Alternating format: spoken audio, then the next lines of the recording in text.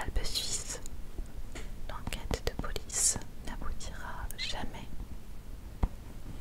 Des années plus tard, au début de l'été 2018, lorsqu'un écrivain se rend dans ce même hôtel pour y passer des vacances, il est loin d'imaginer qu'il va se retrouver plongé dans cette affaire. Que s'est-il passé dans la chambre 622 du palace de Verbier? Avec la précision d'un maître horloger suisse, Joël Dicker nous emmène enfin au cœur de sa ville natale, au fil de ce roman diabolique et époustouflant. Sur fond de triangle amoureux, jeu de pouvoir, coups bas, trahison et jalousie, dans une Suisse pas si tranquille que ça. Joël Dicker est né en 1985 à Genève, où il vit toujours. Ses romans sont traduits dans le monde entier et sont lus par des millions de lecteurs. Ce roman-là, il fait environ 500 pages. Son autre roman, La vérité sur l'affaire Harry Kéber, il fait aussi à peu près le même volume. L'énigme se porte sur un meurtre dans une chambre d'hôtel, donc la 622. Et donc, dès le début du roman, on va dire les premières pages, j'ai ressenti une écriture différente par rapport à l'autre roman. Et du coup, j'ai eu du mal à entrer dans l'histoire dès les premières pages. Et la mauvaise compréhension de l'histoire a augmenté au fur et à mesure de ma lecture. Je pensais que c'était parce que le thème des morts et tout ce milieu-là n'était pas vraiment un milieu qui m'intéressait. Mais en lisant les avis sur internet, il y a eu pas mal d'avis comme le mien, où je trouve que on se perd dans l'histoire dès les premières pages parce que l'auteur utilise des événements du passé, présent, futur, mais de mauvaise manière, je trouve. Donc on est perdu dans les dates, dans la chronologie de l'histoire et aussi tout simplement les deux personnages principaux. Je lisais ces derniers jours des pages en étant lecture automatique et donc du coup pas vraiment l'esprit qui est curieux de connaître la suite. Donc je ne vais pas lire la suite du livre, mais je voulais quand même lire une petite lecture en voix douce sur ma chaîne parce que même si l'histoire, moi personnellement, ne m'a pas plu, c'est une lecture qui se prête bien à l'endormissement. Donc voilà, peut-être que certains d'entre vous l'ont lu et l'ont aimé. Les avis lecteurs sont tous différents. J'espère que quand je lirai un autre livre de Joël, je vais retrouver la même ferveur que son livre Harry Kéber.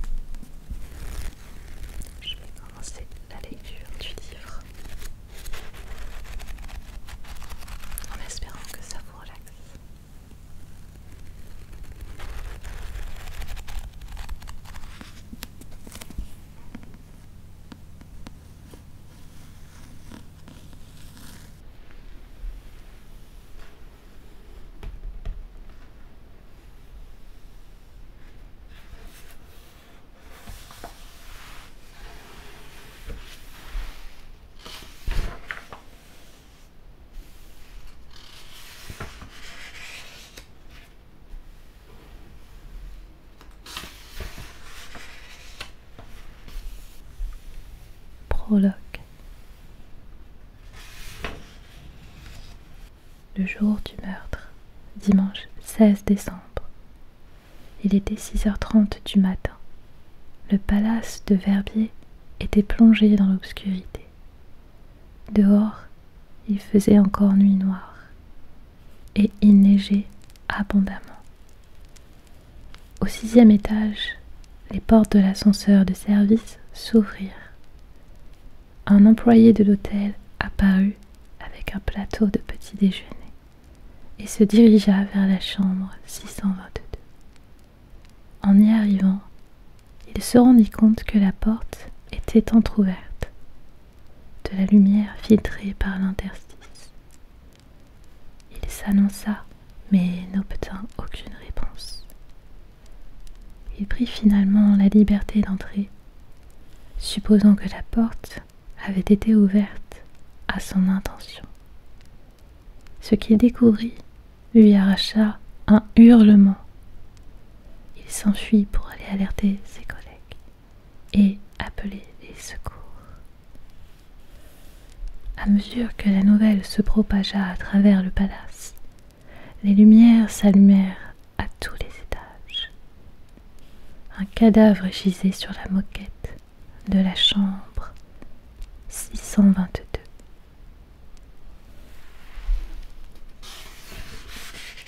Première partie. Avant le meurtre.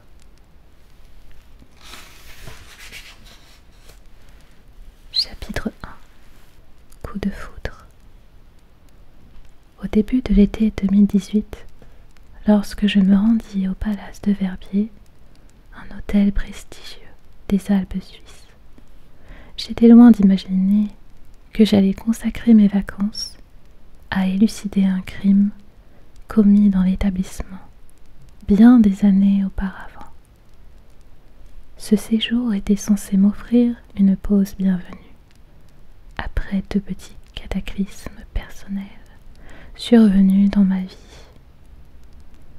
Mais avant de vous raconter ce qui se passa cet été-là, il me faut d'abord revenir sur ce qui fut à l'origine de toute cette histoire. La mort de mon éditeur, Bernard de Fallois. Bernard de Fallois était l'homme à qui je devais tout. Mon succès et ma notoriété, c'était grâce à lui. On m'appelait l'écrivain grâce à lui. On me lisait grâce à lui. Lorsque je l'avais rencontré, j'étais un auteur même pas publié. Il avait fait de moi un écrivain lu dans le monde entier. Bernard, sous ses airs d'élégant patriarche, avait été l'une des personnalités majeures de l'édition française. Pour moi, il avait été un maître. Et surtout, malgré les 60 ans qui nous séparaient, un grand ami. Bernard était décédé au mois de janvier 2018, dans sa 92e année. Et j'avais réagi à sa mort, comme l'aurait fait n'importe quel écrivain, en me mettant à écrire un livre sur lui.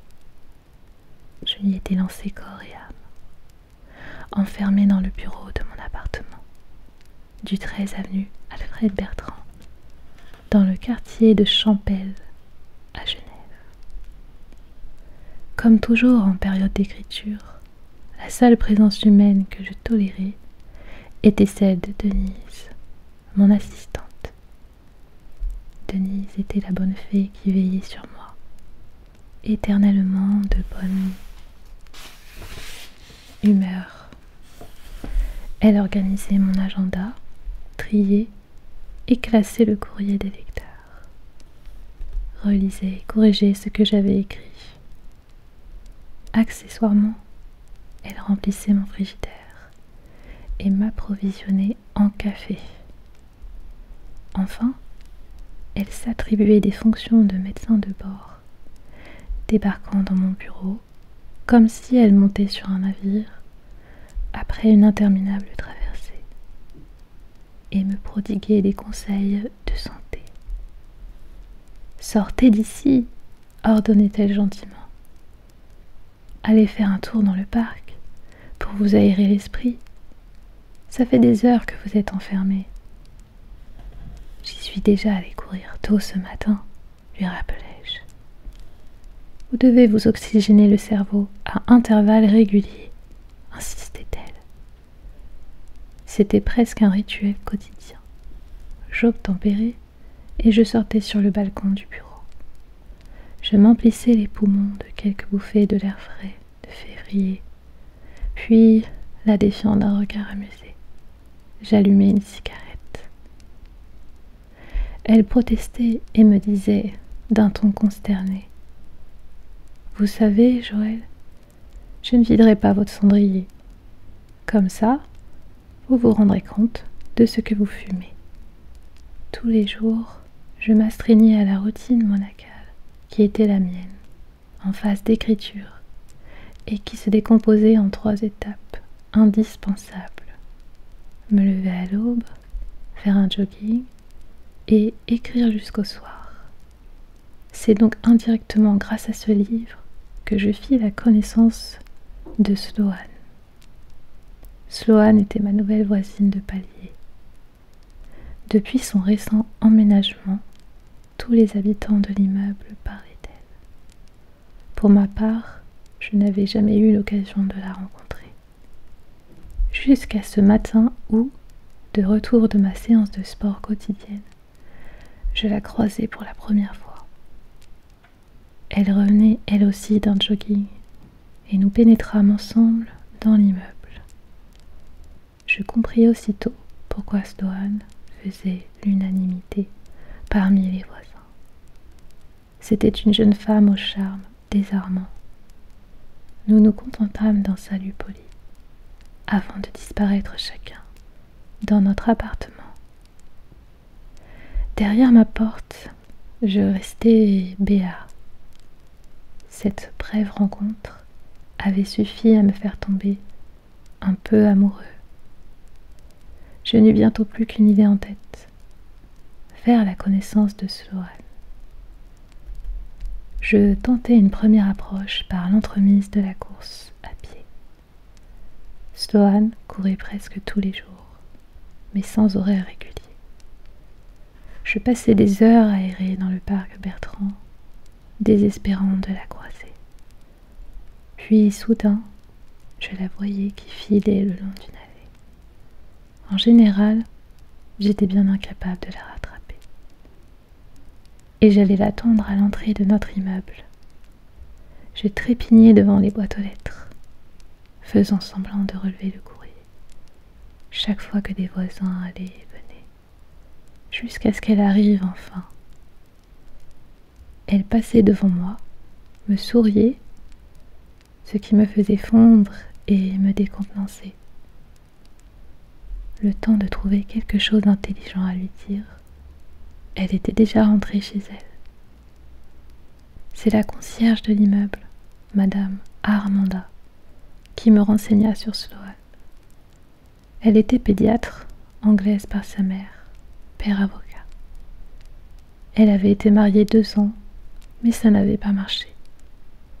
Elle travaillait aux hôpitaux universitaires de Genève et alternait des horaires de jour ou de nuit, ce qui expliquait ma difficulté à comprendre sa routine. Après l'échec de la course à pied, je décidai de changer de méthode.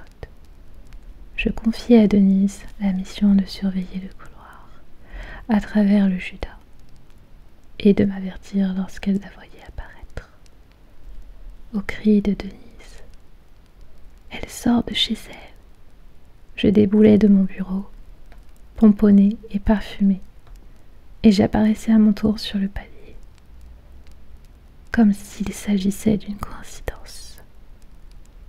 Mais nos échanges étaient limités à une salutation. En général, elle descendait à pied, ce qui coupait court à toute conversation. Je lui emboîtais le pas. Mais à quoi bon? Arrivée dans la rue, elle disparaissait.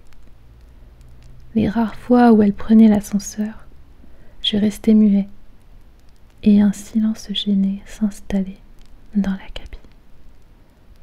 Dans les 2 cas, je remontai ensuite chez moi, bredouille. Alors, demandait Denise. Alors rien, m'écriai-je. Oh, mais vous êtes nul, Joël. Enfin, faites un petit effort. C'est que je suis un peu timide, expliquai-je. Oh, arrêtez vos histoires. Voulez-vous? Vous n'avez pas l'air timide du tout sur les plateaux de télévision. Parce que c'est l'écrivain que vous voyez à la télévision. Joël, lui, est très différent. Allons, Joël, ce n'est vraiment pas compliqué. Vous sonnez à sa porte, vous lui offrez des fleurs et vous l'invitez à dîner. Vous avez la flemme d'aller chez le fleuriste, c'est ça? Vous voulez que je m'en charge? Puis, il y eut ce soir d'avril, à l'Opéra de Genève, où je me rendis seule à une représentation du lac des Cygnes. Voilà que pendant l'entracte, sortant fumer une cigarette, je tombai sur elle. Nous échangeâmes quelques mots, puis, comme on sonnait déjà le rappel des spectateurs, elle me proposa d'aller boire un verre après le ballet. Nous nous retrouvâmes au Remords, un café à quelques pas de là. C'est ainsi que Sloane entra dans ma vie. Sloane était belle, drôle et intelligente. Certainement l'une des personnes les plus fascinantes que j'ai rencontrées. Après notre soirée au Remords, je l'invitai à sortir plusieurs fois. Nous allâmes au concert, au cinéma. Je la traînai au vernissage d'une improbable exposition d'art contemporain, qui nous valut un sérieux fou rire. Et d'où nous nous enfuîmes pour aller dîner dans un restaurant vietnamien qu'elle adorait. Nous passâmes plusieurs soirées chez elle ou chez moi, à écouter de l'opéra, à discuter et refaire le monde. Je ne pouvais m'empêcher de la dévorer du regard. J'étais en adoration devant elle. Sa façon de cligner les yeux, de replacer ses mèches de cheveux, de sourire doucement lorsqu'elle était gênée, de jouer avec ses doigts vernis avant de me poser une question. Tout chez elle me plaisait. Je ne pensais bientôt plus qu'à elle, au point de délaisser momentanément l'écriture de mon livre. Vous avez l'air complètement ailleurs, mon pauvre Joël, me disait Denise, en constatant que je n'écrivais plus une ligne. C'est à cause de Sloane, expliquai-je derrière mon ordinateur éteint. Je n'attendais que le moment de la retrouver et de poursuivre nos interminables conversations. Je ne me lassais pas de l'écouter me raconter sa vie, ses passions, ses envies et ses ambitions. Elle aimait les films d'Elia Kazan et l'opéra. Une nuit, après un dîner arrosé dans une brasserie du quartier des Paquis, nous atterrîmes dans mon salon. Sloane contempla amusé les bibelots et les livres dans les bibliothèques murales.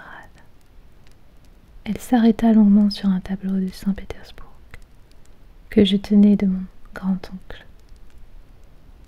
Puis, elle s'attarda sur les alcools forts de mon bar. Elle aima l'esturgeon en relief qui ornait la bouteille de vodka Beluga. Je nous en servis 2 verres sur glaçon. J'allumai la radio sur le programme de musique classique que j'écoutais souvent le soir. Elle me mit au défi d'identifier le compositeur qui était en train d'être diffusé. Facile, c'était du Wagner. C'est donc sur la Valkyrie qu'elle m'embrassa et m'attira contre elle, en me murmurant à l'oreille qu'elle avait envie de moi. Notre liaison allait durer 2 mois merveilleux, mais au fil desquels peu à peu mon livre sur Bernard reprit le dessus. D'abord, je profitais des nuits où Sloane était de garde à l'hôpital pour avancer, Mais plus j'avançais, plus j'étais emportée par mon roman. Un soir, elle me proposa de sortir. Pour la première fois, je déclinai. Il faut que j'écrive, expliquai-je. Au début, Sloane fut parfaitement compréhensive. Elle aussi avait un travail qui parfois la retenait davantage que prévu. Puis, je déclinai une seconde fois. Elle aussi avait un travail qui parfois la retenait davantage que prévu. Puis je déclinai une seconde fois. Là encore, elle n'en prit pas ombrage. Comprenez-moi bien, j'adorais chaque instant passé avec Sloane. Mais j'avais le sentiment qu'avec Sloane, c'était pour toujours. Que ces moments de connivence se répéteraient indéfiniment. Alors que l'inspiration pour un roman pouvait partir aussitôt qu'elle arrivait. C'était une opportunité qu'il fallait saisir. Notre première dispute eut lieu un soir de la mi-juin, lorsque, après lui avoir fait l'amour, je me levai de son lit pour me rhabiller. « Tu vas où » me demanda-t-elle. « Chez moi » répondis-je, comme si c'était parfaitement naturel. « Tu ne restes pas dormir avec moi ?»« Non, je voudrais écrire. »« Alors quoi ? Tu viens tirer ton coup et puis tu te barres ? » « Il faut que j'avance dans mon roman, » expliquai-je penaud. « Mais tu ne vas pas passer tout ton temps à écrire, quand même, s'emporta-t-elle. Tu y passes toutes tes journées, toutes tes soirées, et même tes week-ends. Ça devient insensé. Tu ne me proposes plus rien. » Je sentis que notre relation risquait de s'étioler aussi vite qu'elle s'était enflammée. Il me fallait agir. C'est ainsi que quelques jours plus tard, à la veille de partir pour une tournée de 10 jours en Espagne, j'emmenai Sloane dîner dans son restaurant préféré, le japonais de l'hôtel des Bergues, dont la terrasse se trouvait sur le toit de l'établissement, offrant une vue à couper le souffle sur toute la rade de Genève. Ce fut une soirée de rêve. Je promis à Sloane moins d'écriture et plus de nous, lui répétant combien elle comptait pour moi. Nous ébauchâmes même un projet de vacances, en août, en Italie, pays que nous aimions particulièrement, tous les deux. Est-ce que ce serait à la Toscane ou les Pouilles ? Nous ferions des recherches dès mon retour d'Espagne. Nous restâmes à notre table jusqu'à la fermeture du restaurant, à 1h du matin. La nuit, en ce début d'été, était chaude. Durant tout le repas, j'avais eu cette étrange sensation que Sloane attendait quelque chose de moi.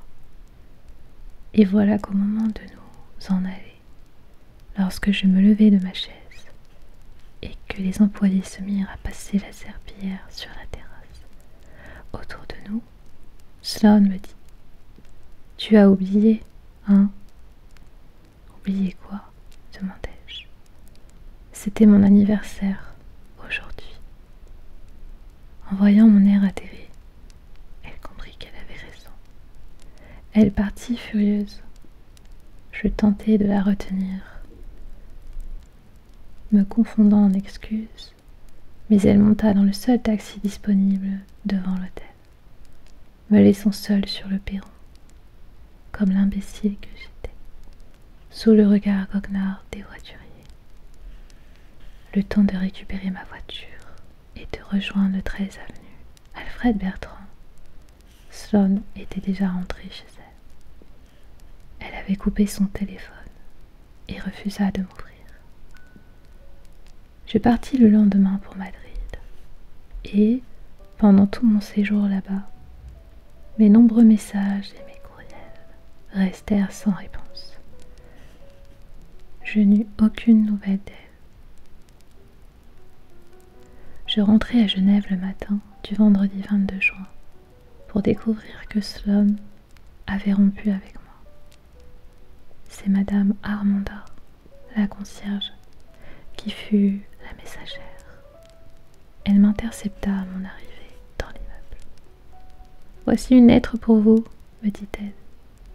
Pour moi? C'est de la part de votre voisine. Elle ne voulait pas la mettre dans la boîte aux lettres à cause de votre assistante qui ouvre votre courrier. J'ouvris immédiatement l'enveloppe. J'y trouvai un message de quelques lignes. Joël, ça ne marchera pas. À bientôt. Sloan. C'est la fin de ma lecture. De l'énigme de la chambre 622. J'espère que cette nouvelle histoire vous a plu. De l'écrivain suisse Joël Dicker.